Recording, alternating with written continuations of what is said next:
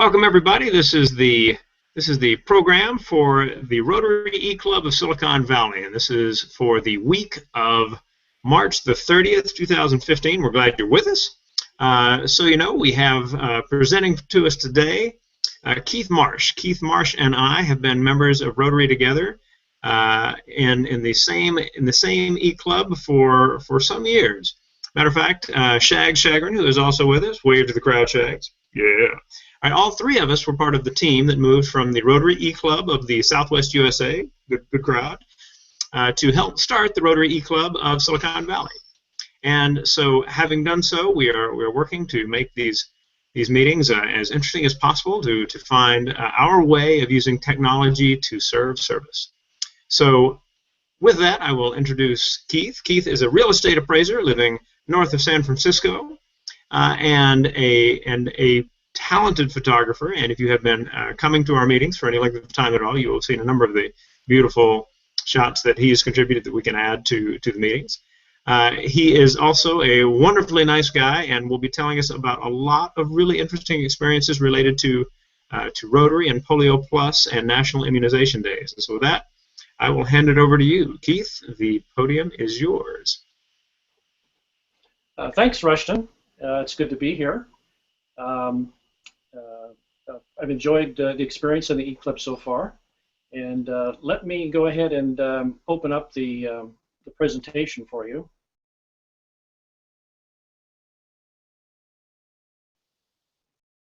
Just to give you a little information about myself, I live in Marin County up in north of San Francisco. I've been in Rotary for 30 years and have maintained perfect attendance over that time. I'm the past president of the Rotary Club of Mission San Rafael, here nearby San Rafael. I was also the foundation chair for 10 years. Multiple Paul Harris Fellowship between my wife and I and our grandchildren, Rotary benefactor. And I've attended Rotary meetings on 5 continents, which I think is kind of fun. I just have one to go, basically. But North America, South America, Australia, Asia, and Europe. And then I've worked on Rotary projects, both community and international, in 4 countries, United States, Mexico, Chile, and India. And the one in India is what I want to talk about today. So this is all about Polio Plus. For those of you who don't know, it was started in Rotary in 1985. And at that time, they were hoping to have polio eradicated from the world in, I think it was 2003. Well, of course, that's come and gone, but we're still working on it. Rotary has raised $1.3 billion for Polio Plus. We vaccinated 2.5 billion children in 122 countries. In 1988, Rotary joined other organizations to form the Global Polio Eradication Initiative. So we've got the World Health Organization, the Centers for Disease Control, UNICEF, and the Bill and Melinda Gates Foundation that are all working on this same project. To show you some progress that we've had against polio over the years, in 1988 there were 350,000 cases of polio reported around the world in 125 countries. Just recently, only 206 cases in 3 countries, and those endemic countries currently are Afghanistan, Pakistan, and Nigeria. There are some countries where polio has kind of flared up, but they're not considered endemic. And India has been free from polio since 2011. And I just read today a Facebook posting that all of Southeast Asia is now considered polio-free. So that's a real plus there. We've all seen these photos and ads in the Rotary magazine about how close we are to eradicating polio. So hopefully we'll get there very soon, but we've made substantial progress. But it's going to take a lot more time and a lot more effort to make sure it doesn't come back, because it's basically just an airplane ride away from starting to spread again. So this is the project that I went on in 2012. It was with a group of 37 Rotarians from the Bay Area, all around the United States, actually, and also in Canada. And it was put together by a guy named Brad Howard, who is in the East Bay, Oakland. He's a Rotarian, a past president, a past district governor, and is currently a director for Rotary International. So this just gives you a little bit of a map about where we went and what India is like. We flew into New Delhi, of course, that's where we were based. We did our work in polio, the inoculations was up in a town called Sonapat, which is just north of New Delhi. But we also spent some time, did a little bit of sightseeing. We went down to Agra to see the Taj Mahal and visited some other places around India, around New Delhi. But notice, one of the or two of the countries that are still endemic for polio are Pakistan and Afghanistan, which are right next to India. And so that's a real problem in keeping polio out of India and also eradicating it in Pakistan and Afghanistan is that proximity to one of the most populated countries in the world at 1.3 billion. So here's the group of people that went on a trip. Like I say, they're from all around the United States and Canada, several from the Bay Area. Brad Howard is the one there in the front and the middle. He's the director of Rotary now. And he has this tour company that does this at least once a year to India, and they've also been to Nigeria, and he's put other Rotary travel projects together. If you ever want to go on a Rotary project, check out his website, and you can look for the trips that he's got coming up in the future. So he's very well organized, and he's a fun guy to go with. So here are some examples of what polio can do to children and to adults too, but mostly children under the age of 5. These are photos that they shared with us at the St. Stephen's Hospital in New Delhi, and how the polio can attack the nervous system in very quick and short order, cause all kinds of deformities to people. You can see the deformation of the hand and also the kneecaps, almost the reversed knees. This one is, I'm not sure how that guy can get around with that kind of a deformity, but and these are some pictures that some of our Rotarians took of what they call crawlers around the streets, and they just basically can crawl on their hands to get around, but they've been deformed by polio. There's another crawler that we came across. So this is Dr. Matthew Vargas from the St. Stephen's Hospital there in New Delhi. And they do approximately 700 surgeries every year on polio victims. And they do just an amazing job trying to rectify the problems that have been created by polio. This young woman, her leg was deformed and shortened. And so they've got this brace on the leg that they adjust, I think, a quarter turn of the screw every day to try to lengthen her and straighten out her leg. So very painful, very time consuming. Another young woman in the polio ward. A young boy who was very, very friendly and accommodating. A young child with braces on his legs they're working with. This boy was actually in another hospital. It was a heart hospital that we went to, but he was very charming and friendly.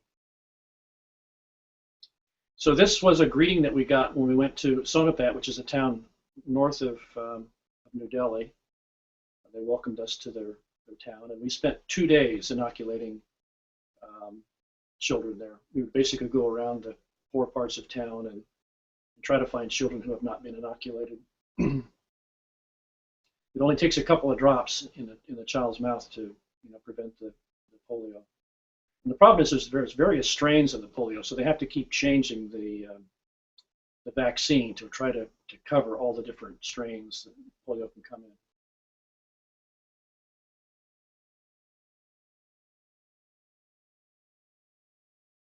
Now this woman was one of the social workers that went around with us through the streets of Sonopat.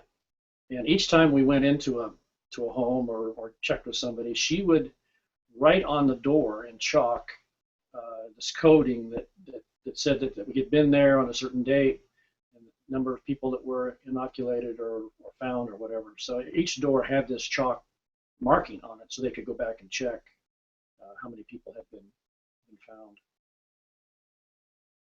This is a group of the Indian committee that organizes the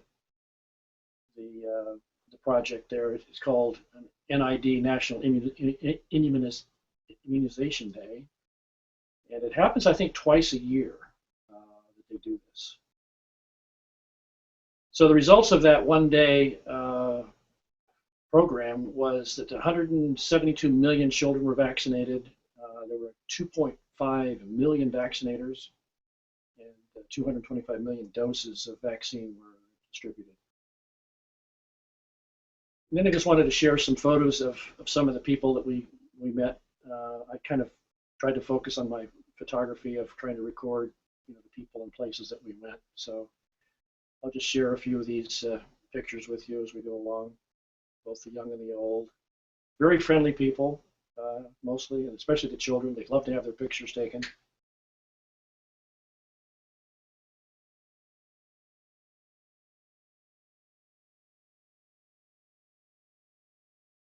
You see a lot of this driving around the streets. People are just crammed into vehicles. In this case, people on their cell phones as they're riding around. We saw one family, I think it was 4 or 5 people on a motorcycle driving down the freeway at 60 miles an hour, which is kind of crazy. But that's how they get around.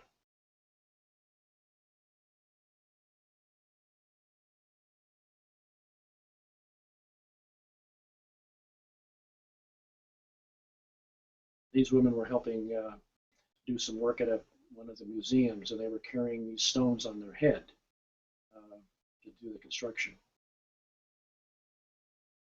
This man was at a Hindu temple. He was kind of the handyman there. This was at a Hindu mosque in New Delhi. You had to take your shoes off to go in, so he was the shoe monitor. A guard at one of the monuments there. This was the doorman at the hotel in Agra that we went to.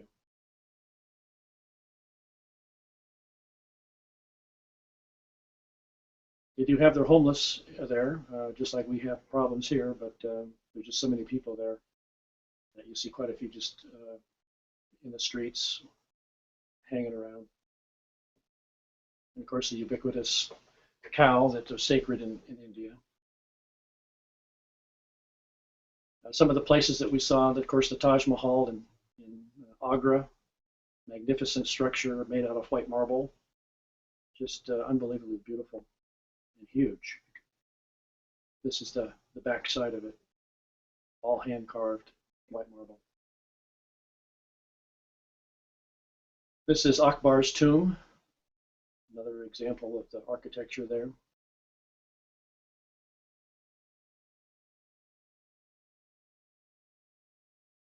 This is called the Baby Taj. It's actually in Agra, not too far from the Taj Mahal, but it's just a much smaller structure of, I think it's of the same white marble. This is one of our Rotarians in this doorway.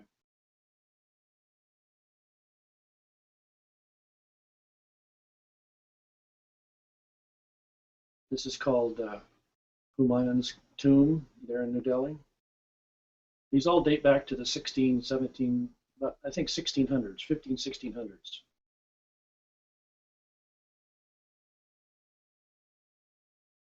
Lots of pollution, both air pollution and just trash almost everywhere. Just can't get away from it. They just kind of just throw everything in the streets and don't bother to clean it up. People urinating in the streets, it's just pretty terrible. And this will be my last. I will end with this one. Little kid holding one of the pencils that we gave him that said "End polio now." So, anyway, that's my my presentation. So let me close this off.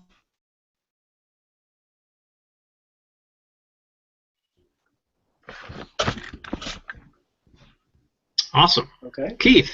Amazing What photo. an amazing set of pictures. Yeah. Thank you so much. Now, when we think about, this kind of trip, the work of the Rotary Foundation for years it has created all kinds of great possibilities for communities, near and far, right? But when you think specifically about the polio effort, you really understand how bold the decision to be of service to others can be. You can tell from the heartbreaking pictures of the children and the patients in the hospital that Keith showed, just what a terrible disease this is. And when that decision was made in the 80s, to do this, let's be part of this effort, and in many ways lead the effort to eradicate polio. It mobilized millions of people, right? And so to have thousands and thousands and thousands of Rotarians participating, not just with their money, but to go and to help administer the vaccines, that's really something special. Now, what I want to do is kind of start us with some questions. Shags, you might have like a thought or a question to share. I do as well. But Keith, we're gonna start pinging you with a few thoughts. So Shags, get us started. Not so much a question, just a comment to share that the plus with polio are 4 other diseases that are rampant around the world. So that's an important part as well. Absolutely. Now, Not Keith, that what kind of they are, but I think it's diphtheria, measles, pertussis, something else, typhoid. Do you recall, Keith? I do not recall. No. I tried to do a little research. I'll see if I can find it. All right. Now, Keith, what kind of training did you receive before or during this trip to be part of the team that was doing the immunizations? Well, there really wasn't much training involved. It was basically just to, the little vials of the vaccine, basically just, self-drip into the infant's mouth, and it's just a matter of, getting the kid to open his mouth so you could get the vaccine in. And just a couple of drops is all that's required. So there really wasn't any training that was really necessary. It was just a matter of going out and finding these kids. And we went to not only the towns, but to to bus stations and schools and things like that to try to find the kids that needed to be vaccinated. That was the big challenge. And the people were very cooperative. I think they've become, they've realized that this is an issue that they've got to protect their children on. So they're aggressively looking to get their children vaccinated. That also speaks to the power of an organization that has people on the ground, right? So it's not just people from from certain countries flying into another country to make a difference. There are Rotarians in that country, and you saw the picture of the Indian Rotarians, and they often do a lot of work on the ground to make sure people are aware that these teams are coming in. What's this all about, right? Who are these people wanting to put something in my child's mouth, right? And just the whole idea of helping people understand that there is a way to prevent this disease. Like it isn't just kind of luck of the draw if you happen to have the bad luck of ending up with it. No, I mean, like, there's a vaccination, and so that requires an immense effort out there for sure. Now, the people who were on the NID trip with you, tell me a little bit more about them. What were their motivations, kind of, or for being there? What kind of things were they talking to you about over the course of the trip? What other impressions that they may have had? Well, most of them were seasoned, Rotarians. Several, past presidents, past district governors, people that have been very active in Rotary over the year. And I think they were there for the same reason I was. They wanted to experience, trying to help out in that situation, to be active participants in the program. But to be honest, in a way, I'm not sure we were really needed that much. And in a way, it might have almost been a distraction for the local workers, because going through the streets, you know, the children were so interested in us that it made it difficult for the actual workers to, at least in our particular group. Now maybe other groups weren't like that, but I felt that at times that we were almost distracting the workers from what they were trying to do. It's an interesting balance, right? Because for locals to see this group of, especially in rural places, which is kind of the point with these immunization days, try to get to the last places where the kids will need it. Where these people have come from a totally different part of the world, they're going to seem like, somewhere. Like I used to describe myself in this rural part of Japan where I live, which is certainly a developed country, but you get far enough afield and you're the only, say, Westerner there. And I would describe myself as being somewhere between a rock star and a rattlesnake, right? Still, that said, there is such a powerful message that is sent by saying it's important to us to help make this happen for everyone, right? And for people to be like, well, who are these people? They're Rotarians. Now, who are Rotarians? Well, you've got Rotarians, kind of in your community. Mr. Singh over here is a Rotarian, and et cetera, et cetera. And that's something huge for just helping people understand. One of the things that Rotarians have not been really good at for decades. Sorry about that. Right, not been really good at for decades is telling the stories of the work they do. And certainly by going to the trouble of going there and helping record these events, you're helping people back here understand the gravity of the effort involved and the possibilities for changing lives. So to give kids a wheelchair or to help them kind of go through that agonizing process. That you're talking about the quarter turn of the screw each day. Things like that.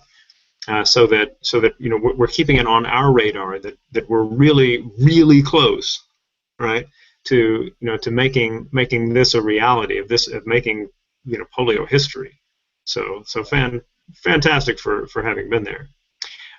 You also mentioned being in India. Was that your first time to India?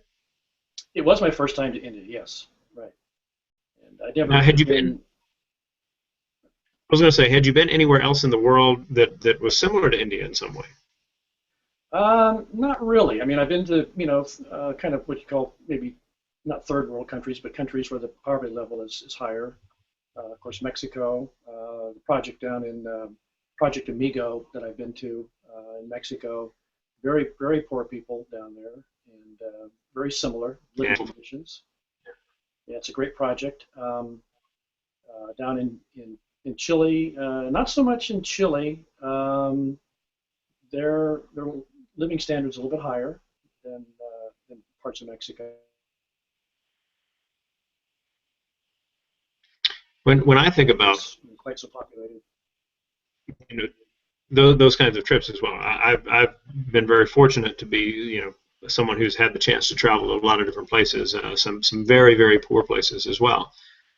Poor in the sense of material wealth, of course. One of the amazing things is you go to these places and you meet these people and kind of blown away by how interesting and how dedicated they are to doing good by their community and things like that. One of the things that really struck me about India, I've been to India 3 times. I was in Delhi and Agra once, and I've been to Mumbai twice.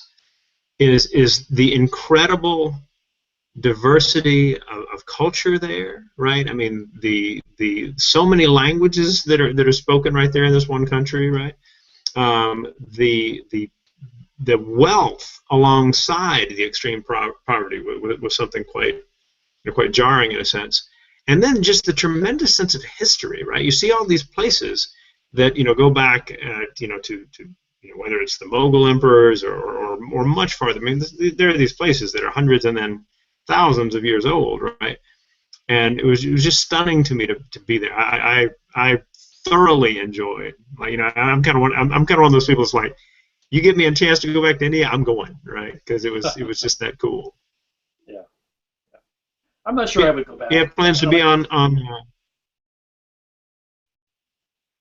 I was just saying I don't plan to go back to India. I'd like to do a Rotary project actually in Africa. That's the one continent that I have not attended a Rotary meeting or done a Rotary project. So I'm looking to do something maybe for water and sanitation in Africa. but that's still on the drawing board. So. Well, I tell you, for our club, that drawing board may not be too remote.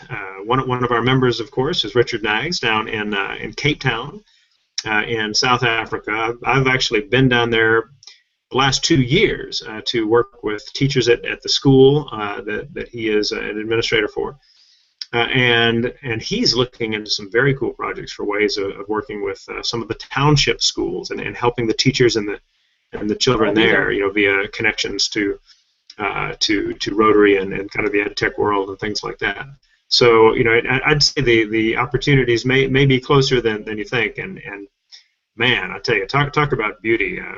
The Western Cape of South Africa is just stunning. So we'll have to have like a gathering down there at Richard's place. All right, I'll be there. Awesome. All right. So with that, I want to wind things down. Keith, any last comments to share, or Shags, anything to share as well? I'll just comment a little more on some of the people that were on this trip. We had some very interesting people. You still got me there? Mm-hmm.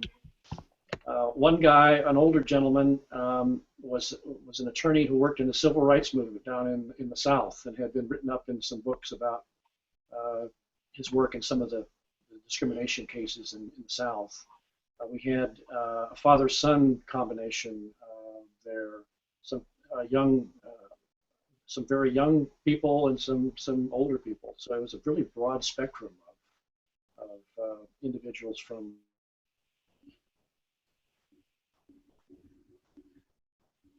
fabulous time. All right. And I think any time, in Rotary you travel and you get a chance to visit another club, you're meeting these kind of fascinating people who really are a part of their communities in so many ways. Shags, something else to add from you? Just that I found it took a while. You'd think it'd be right out there. Yeah, and so that's measles, tuberculosis, diphtheria, whooping cough, and tetanus. All right. That's the plus and polio plus.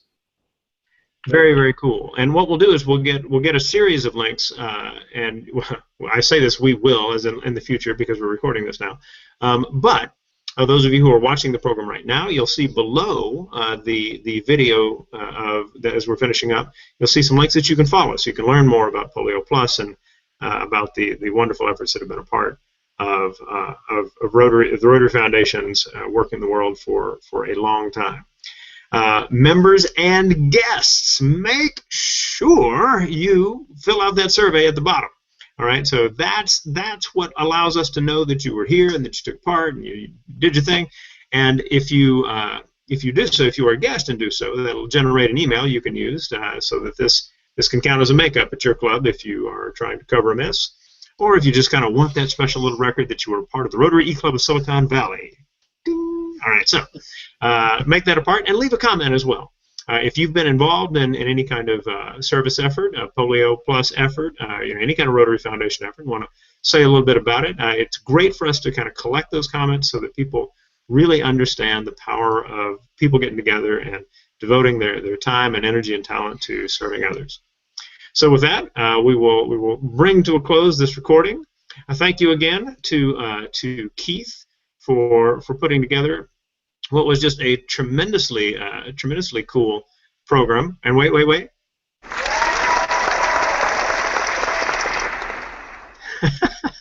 and we will look forward to seeing everybody right here at SiliconValleyRotary.com next week as we leap into yet more stories of the wonderfully cool and fun world of serving others. Thanks, Rushton. Enjoyed being here.